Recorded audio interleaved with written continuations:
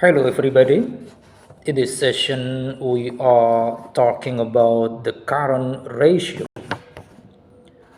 The current ratio is a liquidity ratio that measures a company's ability to pay short-term obligations or those due within 1 year. It tells investors and analysts how a company can maximize the assets on its balance sheet to satisfy its current debt and other payables. The current ratio is called current because, unlike some other liquidity ratios, it incorporates all current assets and current liabilities. The current ratio is sometimes called the working capital ratio. And then, what are the limitations of using the current ratio? Like all liquidity ratios, the current ratio only provides a snapshot of your finances. The current ratio takes all current assets into account without distinguishing between their liquidity or quality. For example, cash is the most liquid current asset and could be ready to spend immediately. Inventory is also a current asset, but this may not be made liquid for months until your customers purchase something. The current ratio also doesn't track the timing of cash inflows and outflows. It assumes all liabilities will be paid in the same period, when that won't necessarily be the case. Cash flow can change on a daily basis, and the timing of payments impacts your cash position. Seasonal businesses might struggle to get a realistic picture of their overall business health too, given that some periods include high sales while others are much quieter. And then, how to calculate the current ratio? You can calculate the current ratio by dividing a company's total current assets by its total current liabilities. Again, current assets are resources that can quickly be converted into cash within a year or less, including cash, accounts receivable, and inventories. Current liabilities include accounts payable, wages, accrued expenses, accrued interest, and short-term debt. And then we move to factors influencing the current ratio. The first factor, seasonal and industry impacts. Businesses may experience fluctuations in their current ratio as a result of seasonal changes. For example, a retail business may have a higher level of inventory during the holiday season, which could impact its ratio of assets to liabilities.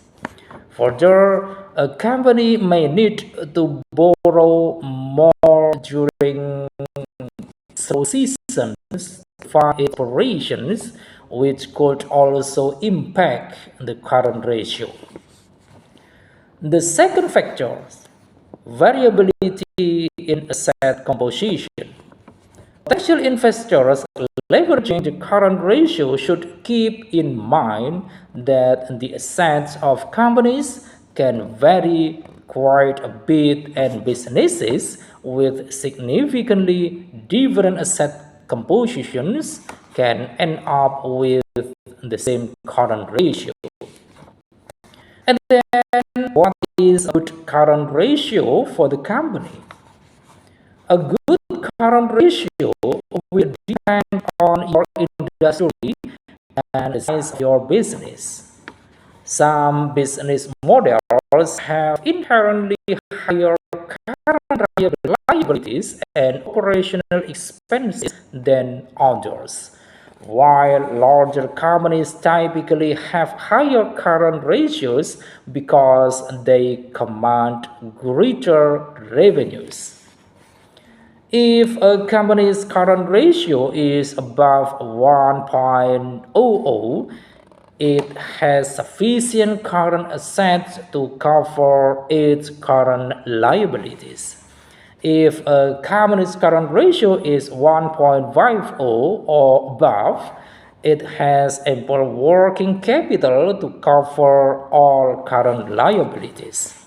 However, it is important to remember that a current ratio is just a snapshot of how a business is doing at any given moment. If a current ratio falls below 1.00, that does not mean that its ratio will not improve. And then we move to the components of current ratio. The first component, current assets. The current assets of a company are those assets that can easily be redeemed for each cash or liquidated. Some examples of such assets include cash, accounts receivables, inventory, prepaid expenses, and the like. And then second, current liabilities. Current liabilities include short-term debts that typically need to be repaid within 1 year or during one operating cycle. Some examples of current liabilities include accrued expenses, short-term debts, accounts payable, and the like. And then, how do businesses prepare ratio analysis? Ratio analysis helps the business owners to get the parts of the organizations quickly through ratios. Ratios analysis acts as a dashboard of an organization in which all the key factors of a business is summarized in ratios. While it is an important tool for business owners or decision makers, but the time and effort to determine such ratios is time consuming. To mitigate this challenge and leverage the insights from ratio analysis, most of the businesses are using accounting software to generate such reports automatically. And then we move to difference between quick ratio and current ratio. Both quick ratio and current ratio are indicators of a company's liquidity. The fundamental difference between both is that quick ratio is a more conservative indicator of liquidity.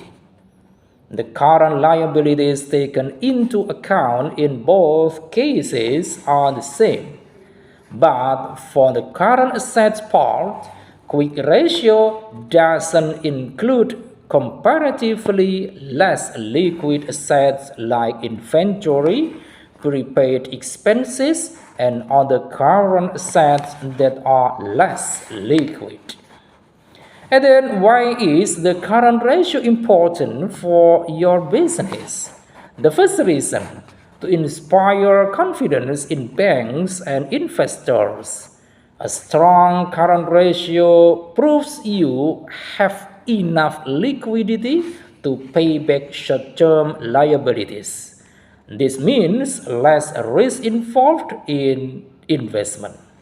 And second, the current ratio can be used to benchmark your business against competitors. How healthy is your liquidity situation compared to the industry coverage? I think it is enough. Thank you.